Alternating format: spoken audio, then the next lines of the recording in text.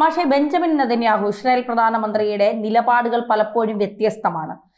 അതായത് പറയുന്ന കാര്യങ്ങൾ കൃത്യമായി സൗദിയുടെ മുകളിൽ കൂടെ പോയി ഖത്തറിനെ അടിക്കാൻ ഒരു മടിയും കാണിക്കാത്ത ഒരു പ്രധാനമന്ത്രി, അറബ് രാജ്യങ്ങൾ എങ്ങനെയാണ് പ്രതികരിക്കും എന്ന് പോലും ഒരുപക്ഷെ ചിന്തിച്ചാൽ പോലും അതിൽ ഭയമില്ലാത്ത ഒരു പ്രധാനമന്ത്രി.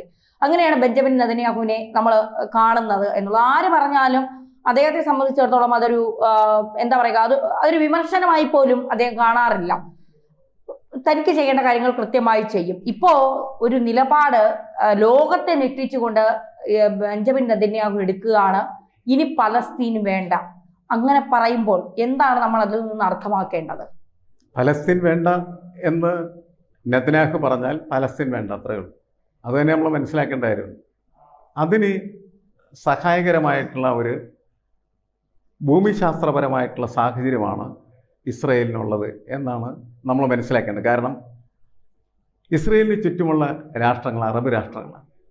ഈ അറബ് രാഷ്ട്രങ്ങൾക്കൊന്നും തന്നെ ഒരു സൈന്യശേഷിയുമില്ല, നട്ടെല്ലുമില്ല. അത് വളരെ പ്രധാനപ്പെട്ടൊരു ഘടകമാണ്. നെതന്യാഹുവിന് നട്ടെല്ലുണ്ട്, നല്ല സൈന്യശേഷിയുണ്ട്, മൊസാദ് പോലെയുള്ള ചാരസംഘടനയുണ്ട്, ഏറ്റവും ആധുനികമായിട്ടുള്ള ആയുധങ്ങളുണ്ട്. അങ്ങനെയുള്ള ഒരു രാഷ്ട്രം എന്തിനാണ് ഈ നട്ടെല്ലില്ലാത്ത, സൈന്യശക്തിയില്ലാത്ത, അഭിപ്രായ സ്ഥിരതയില്ലാത്ത അറബ് രാഷ്ട്രങ്ങളെ അംഗീകരിക്കേണ്ടത്, നമ്പേണ്ടത് എന്ന് നമുക്ക് ചോദിക്കാവുന്നതാണ്. ഒരു കാരണവശാലും അവർക്ക് ഒന്നും ചെയ്യാൻ കഴിയില്ല. ആകെ വ്യത്യസ്തമായൊരു പാഠം നമ്മളിതിൽ വായിച്ചത് ഇറാൻ എന്ന് പറയുന്ന രാഷ്ട്രവും അതേപോലെ ഇസ്രയേൽ തമ്മിലുള്ള രാഷ്ട്രവും തമ്മിൽ കൂട്ടിമുട്ടിയ സംഭവമാണ്. ആ കൂട്ടിമുട്ടൽ രണ്ട് രാഷ്ട്രങ്ങൾക്കും പരസ്പരം ബോധ്യപ്പെടുത്തിയൊരു കാര്യമാണ്. വേണ്ട, ആക്രമിക്കണ്ട, ആക്രമിച്ചാൽ തിരിച്ചടിക്കും, തിരിച്ചടി പരിക്കേൽക്കുന്നതായിരിക്കും. അത് ഇസ്രായേലിന് ബോധ്യമായി. അതുപോലെ ഇറാൻ ഇസ്രായേലിന് കയറി ആക്രമിക്കാനൊന്നും ആഗ്രഹിക്കുന്നില്ല. ഇങ്ങോട്ട് അടിക്കാതിരുന്നാൽ മാത്രം മതി. കാരണം ഈ അടി ഞങ്ങൾ കുറേ കാലമായി ഇങ്ങനെ കാത്തിരുന്ന അടിയാണ്, നിങ്ങളിങ്ങനെ അടിക്കും. അതുകൊണ്ടാണ് അവരുടെ തൊട്ടടുക്ക് കിടക്കുന്ന രാഷ്ട്രത്തിന് മുകളിലൂടെ ഇസ്രായേലിനെ ആക്രമിക്കാനായിട്ട് ആയുധങ്ങൾ കണ്ടെത്തുകയും ആ മിസൈലുകളാണ് യഥാർത്ഥത്തിൽ ഇസ്രായേലിനെ അമ്പരപ്പിക്കുകയും ഞെട്ടിപ്പിക്കുകയും ചെയ്തു. കാരണം ആകാശ യുദ്ധത്തിൽ ഇറാൻ ഇപ്പോഴും ഒന്നുമല്ല എന്ന് ഇസ്രായേലിനറിയാം. അതുകൊണ്ട് ഇസ്രായേലിന് പറന്നു എന്ന് ഇറാനെ ആക്രമിച്ചിട്ട് തിരിച്ചു വരികയും ചെയ്യും. ഒന്നും സംഭവിക്കാൻ പോകുന്നില്ല. അതൊക്കെ അവർക്ക് കൃത്യമായിട്ട് അറിയാം. പക്ഷേ ഇറാനും ഇതെല്ലാം അറിയാം. പക്ഷേ ഇറാന് മറ്റൊരു കാര്യം അറിയാം, ഇവിടെ ഇരുന്നും ശത്രുവിൻ്റെ നെഞ്ചത്ത് മിസൈൽ ഇടാനായിട്ട് കഴിയും എന്നുള്ളത്. ഇത് രണ്ടുപേർക്കും തിരിച്ചറിയുന്ന സമയത്ത് രണ്ടുപേരും തമ്മിലുള്ള യുദ്ധങ്ങൾ ഉണ്ടാവില്ല ഇനി എന്ന് തന്നെയാണ് ഞാൻ കണക്ക്. പക്ഷേ രണ്ടുപേരും തമ്മിലുള്ള യുദ്ധങ്ങളില്ല. അപ്പം ഗാസയെ മുഴുവൻ ഒഴിപ്പിച്ചുകൊണ്ടിരിക്കുന്നു. ഗാസയിലൊരു വലിയ നഗരം കെട്ടിപ്പൊക്കാൻ ഇസ്രായേൽ ശ്രമിക്കുന്നു. നമ്മൾ അപ്പോഴും ചോദിക്കുന്നൊരു ചോദ്യം, ഇപ്പോൾ നിലനിൽപ്പിന് വേണ്ടിയുള്ള പോരാട്ടം തന്നെയാണ് ഇസ്രായേൽ നടത്തുന്നത്. അതിൽ നമുക്കൊരു മറുപടി ഇതുമില്ല, നമുക്കൊരു സംശയവുമില്ല അക്കാര്യത്തിൽ. പക്ഷേ അപ്പോഴും ഈ ഗസയിലെയും പലസ്തീനിലെയും ജനങ്ങൾ ഒഴിവാക്കപ്പെടുന്ന ജനങ്ങൾ, അവർ എങ്ങോട്ടായിരിക്കും? അവർക്ക് ആരെങ്കിലും അഭയം കൊടുക്കാൻ തയ്യാറാകുമോ? അതിനൊരു ഉത്തരം ഇതുവരെയായിട്ടും ലോകത്ത് ലഭിച്ചിട്ടില്ല. ഇസ്രായേലിൻ്റെ കാഴ്ചപ്പാടെന്ന് പറയുന്നത് ഗസയിൽ നിന്ന് അവർ ഒഴിഞ്ഞു പോകണം, അല്ലെങ്കിൽ പട്ടിണി കിടന്ന് ചാകണം, അല്ലെങ്കിൽ പട്ടിണിക്കാർക്ക് ഇട്ടുകൊടുക്കുന്നതായിട്ടുള്ള ഭക്ഷണത്തിന് വേണ്ടി നിൽക്കുന്ന ക്യൂവിലേക്ക് ബോംബുകൾ വീണ് അവർ കത്തിപ്പോകും. ഏതെങ്കിലും അറബ് രാഷ്ട്രത്തിന് താല്പര്യമുണ്ടെങ്കിൽ ഇവരെ കൊണ്ടുപോയിക്കൊള്ളൂ, അവിടെ കൊണ്ടുപോയി നിങ്ങൾ സ്ഥാപിക്കൂ, അല്ലെങ്കിൽ അവരെ അവിടെ കുടിയിരുത്തും. അറബ് രാഷ്ട്രങ്ങൾക്കകത്ത് എവിടെയെങ്കിലും പലസ്തീൻ കൊണ്ടുപോയി നിങ്ങൾ ഉണ്ടാക്കിക്കോ. ഇവിടെ ഇത് പറ്റില്ല എന്നാണ് ഇസ്രായേൽ പറഞ്ഞുകൊണ്ടിരിക്കുന്നത്. പക്ഷേ ഒറ്റ അറബ് രാഷ്ട്രവും ഇവരെ ഏറ്റെടുക്കാനായിട്ട് തയ്യാറായിട്ടില്ല. ആരും അവരെ ഏറ്റെടുക്കാൻ തയ്യാറാകുന്നില്ല. അതെന്തുകൊണ്ടാണെന്ന് ചോദിച്ചാൽ, പഴയ കാലത്തിൽ നിന്ന് വ്യത്യസ്തമായിട്ട് ഇന്നത്തെ ലോകങ്ങൾക്കൊക്കെ ലോകങ്ങളുടേതായിട്ടുള്ള താല്പര്യങ്ങൾ മാത്രമേ. ഒരു രാജ്യത്തിന് അവരുടെ താല്പര്യമാണ്. ഇസ്രായേൽ ഇങ്ങനെ ഇവരെ കുടിയിറക്കുമ്പോഴും ഇസ്രായേൽ പല സ്ഥലത്തുനിന്ന് ഇനിയും ഇസ്രായേലുമായി ബന്ധപ്പെട്ട ഇസ്രായേൽ വംശജരെന്ന് പറഞ്ഞ് നടക്കുന്ന ആരെങ്കിലും ഉണ്ടെങ്കിൽ അവരെ കൂടെ താമസിപ്പിക്കാൻ തയ്യാറാണ്. അവർ പുതുതായിട്ട് ഉണ്ടാക്കുന്ന ഗസയിലേക്ക് എനിക്ക് തോന്നുന്നു ചിലപ്പോൾ ഇന്ത്യയിൽ നിന്ന് നമ്മുടെ മെയ്ത്തി, കുക്കി വിഭാഗങ്ങളുടെ ഇടയിലുള്ള ജൂത വംശജരായിട്ടുള്ള ആളുകളെ പെറുക്കി കൊണ്ടുപോകുന്നൊക്കെ കേൾക്കുന്നുണ്ട് നമ്മൾ. ശരിയായിരിക്കാം. കാരണം എൻ്റെ പ്രദേശത്ത് എൻ്റെ ക്ലാസ്സിൽ പഠിച്ചിരുന്ന ഒരു ജൂതൻ, അവൻ്റെ പേര് ഐസക് എന്നാണ്. വളരെ നന്നായിട്ട് പഠിക്കുന്ന, വളരെ അധികം കഴിവുള്ള ഒരു വിദ്യാർത്ഥിയാണ്. നല്ല കുടുംബമാണ്, അവർക്ക് ആവശ്യത്തിന് സാമ്പത്തിക ചുറ്റുപാടൊക്കെ ഉണ്ടായിരുന്നു. പക്ഷെ അവർ ഇസ്രായേൽ വിളിച്ചപ്പോൾ അവർ പോയി. അവർ മാത്രമല്ല പറവൂരുണ്ടായിരുന്ന മുഴുവൻ ജൂതന്മാരും പോയി.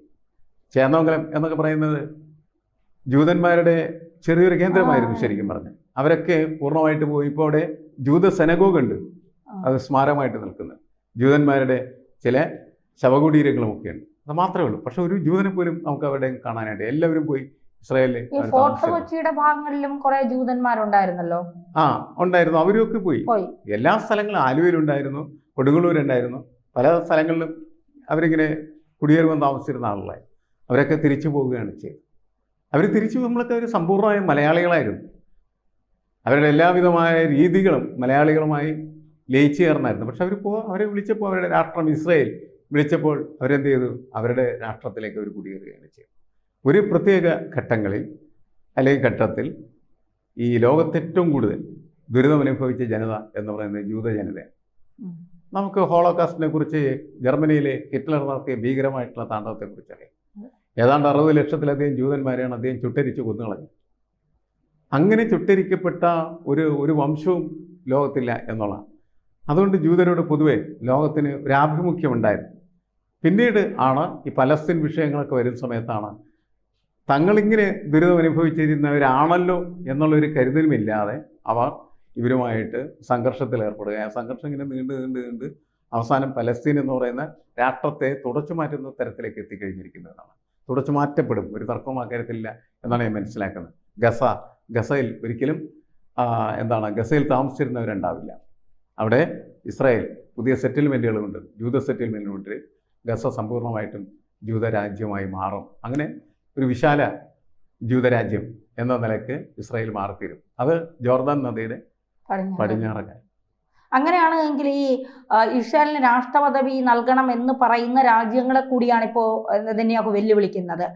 പലസ്തീന് രാഷ്ട്രപദവി നൽകുന്ന രാജ്യങ്ങളെ, അങ്ങനെ നൽകാൻ പറഞ്ഞ രാജ്യങ്ങളെ കൂടി വെല്ലുവിളിക്കുകയാണ്. അത് നടക്കുന്ന കാര്യമല്ല. അങ്ങനെ നിങ്ങൾ രാഷ്ട്രപദവി വേണമെന്ന് മുന്നിട്ടിറങ്ങിയാൽ നിങ്ങളെയും ഞങ്ങൾ ആക്രമിക്കും. പക്ഷെ ഇത് ലോകത്തിന് നൽകുന്ന സന്ദേശം എന്താണ്?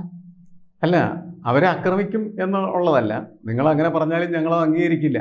ആക്രമിക്കാൻ പോകേണ്ട കാര്യമില്ല. ഇപ്പോൾ ഫ്രാൻസിനെയും ജർമ്മനിയൊക്കെ ആക്രമിക്കാനായിട്ട് ഇസ്രായേലിൽ പോകേണ്ട കാര്യമൊന്നുമില്ല. അല്ല, പക്ഷെ നാളെ മറ്റൊരു രാജ്യവും ഇതുപോലെ തുനിഞ്ഞിറങ്ങിയാൽ? അല്ല, ലോക വ്യവസ്ഥയ്ക്ക് വരുന്ന മാറ്റമാണ് അത് ശരിക്കും. മുൻപ് ലോക വ്യവസ്ഥയെ നിയന്ത്രിക്കുന്നതിന് ഒരു ഇൻ്റർനാഷണൽ ലോ, അന്താരാഷ്ട്ര നിയമ വ്യവസ്ഥ എന്ന് പറയുന്ന സംവിധാനം ഉണ്ടായിരുന്നു. ആ സംവിധാനം സമ്പൂർണ്ണമായിട്ട് തകർക്കപ്പെട്ട് കഴിഞ്ഞിരിക്കുകയാണ് ചെയ്യുന്നത്. നേരത്തെ നിലനിൽക്കുന്നതിന് കാരണമായി തീർന്നത് രണ്ടാം ലോക മഹായുദ്ധത്തിന് ശേഷം ഉയർന്നു വന്ന ശാക്തിയ ചേരി, പവർ ബ്ലോക്സിൻ്റെ അടിസ്ഥാനത്തിലായിരുന്നു. അതുകൊണ്ട് അന്നത്തെ ലോകത്തെ തന്നെ ചരിത്രകാരന്മാരും അതേപോലെ തന്നെ രാഷ്ട്രീയ വിശകലന വിദഗ്ധരുമൊക്കെ വിശേഷിപ്പിച്ചിരുന്നത് ഇരുധ്രുവ ലോകം എന്നായിരുന്നു, ബൈപോളാർ വേൾഡ്. രണ്ട് ശാക്തിയ ചേരികളെ തിരിഞ്ഞു. അപ്പോൾ ഒരു രാഷ്ട്രത്തിന് എന്തെങ്കിലും തരത്തിൽ ബുദ്ധിമുട്ടുകളും കഷ്ടപ്പാടുകളും ദുരിതങ്ങളൊക്കെ ഉണ്ടായിക്കഴിഞ്ഞാൽ അയാൾ ഏത് ചേരിയിലാണ് നിൽക്കുന്നത് ആ ചേരിയുടെ സഹായം സമ്പൂർണ്ണമായിട്ട് ലഭിക്കുമായിരുന്നു. ഇപ്പോൾ സോവിയറ്റ് ബ്ലോക്ക് എന്ന നിലക്കും ക്യാപിറ്റലിസ്റ്റ് ബ്ലോക്ക് എന്ന നിലക്കാണ് തിരിഞ്ഞിരുന്നെങ്കിൽ പോലും ഇപ്പം അമേരിക്കൻ ബ്ലോക്കും അതേപോലെ സോവിയറ്റ് റഷ്യയുടെ ബ്ലോക്കും, സോവിയറ്റ് റഷ്യ തകർന്നുകൊണ്ടുകൂടിയാണ് യഥാർത്ഥത്തിൽ ഈ ബൈപോളാർ വേൾഡ് എന്ന് പറയുന്നത് ഇല്ലാതായത്. പിന്നീട് അത് യൂണിപോളാർ വേൾഡായി മാറി അമേരിക്ക മാത്രം കേന്ദ്രീകൃതമായിട്ടുള്ളൊരു ലോക വ്യവസ്ഥയായിട്ട് മാറിത്തീർന്നു. ആ വ്യവസ്ഥയിൽ എല്ലാത്തിൻ്റെയും അധികാരി എന്ന് പറയുന്നത് അമേരിക്കയെ നിയന്ത്രിക്കുന്ന പ്രധാനപ്പെട്ട ശക്തിയായി ജൂതവംശം മാറിത്തീരുകയും അങ്ങനെ ഇസ്രായേൽ എന്ന് പറയുന്നത് വളരെ പവർഫുൾ ആയിട്ടുള്ള ഒരു രാഷ്ട്രമായിട്ട്, അമേരിക്കയ്ക്ക് തുല്യമുള്ള ശക്തിയുള്ള രാഷ്ട്രമായിട്ട് മാറും. അതുകൊണ്ടാണ് ഇസ്രായേലിനെ ആരെയും വെല്ലുവിളിക്കാനായിട്ട് കഴിയുന്നത്. കാരണം ആരെ വെല്ലുവിളിച്ച് അവരുമായിട്ട് സംഘർഷത്തിലേർപ്പെട്ടാൽ ഈ ഇസ്രായേലിനെ സഹായിക്കാനായിട്ട് അമേരിക്ക എത്തിച്ചേരും. എന്നുവെച്ചാൽ അമേരിക്കയുടെ പവറാണ് അവിടെയൊക്കെ വളരെ ശക്തമായിട്ടുള്ള രീതിയിൽ പ്രകടമാക്കപ്പെടുന്നത്. പക്ഷേ ഇപ്പോൾ വീണ്ടും നമ്മളുടെ ഈ വേൾഡ് ഓർഡർ മാറിക്കൊണ്ടിരിക്കുന്ന കാഴ്ച നമ്മൾ കാണുന്നു.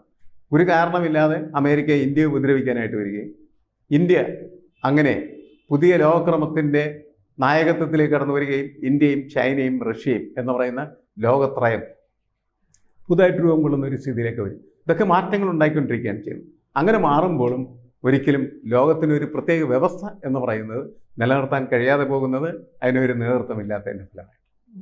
അതാണ് യഥാർത്ഥത്തിൽ ഇവിടെ നമ്മളിപ്പോൾ കണ്ടുകൊണ്ടിരിക്കുന്നത്. ഇപ്പോൾ പലസ്തീനില്ല എന്ന് ഇസ്രായേൽ പറഞ്ഞു, പലസ്തീനില്ല. രാഷ്ട്രവ്യവസ്ഥ, രാഷ്ട്രത്തെ രാഷ്ട്രമാക്കി നിർത്തുന്നതിന് ആവശ്യമായിട്ടുള്ള 4 ഘടകങ്ങളുണ്ട്. ആ 4 ഘടകങ്ങളും ഇപ്പോൾ പലസ്തീനില്ല. അതുകൊണ്ട് തന്നെ പലസ്തീൻ ഒരിക്കലും ഒരു രാഷ്ട്രമായിട്ട് നിലനിൽക്കാനുള്ള സാധ്യതയില്ല. അതിർത്തിയില്ല, അതിർത്തി സംരക്ഷണത്തിനുള്ള സൈന്യമില്ല. ആ സൈന്യമില്ലാത്ത, അതിർത്തിയില്ലാത്ത രാഷ്ട്രത്തിൽ കുറേ ജനങ്ങൾ ഉണ്ട് എന്ന് മാത്രമേ. ഒരു സ്റ്റേറ്റിന് ആവശ്യമുണ്ട്, പ്രധാനപ്പെട്ട ഘടകമാണ് ജനങ്ങളെന്നത്. അതുണ്ട് എന്നുള്ളത് ശരിയാണ്.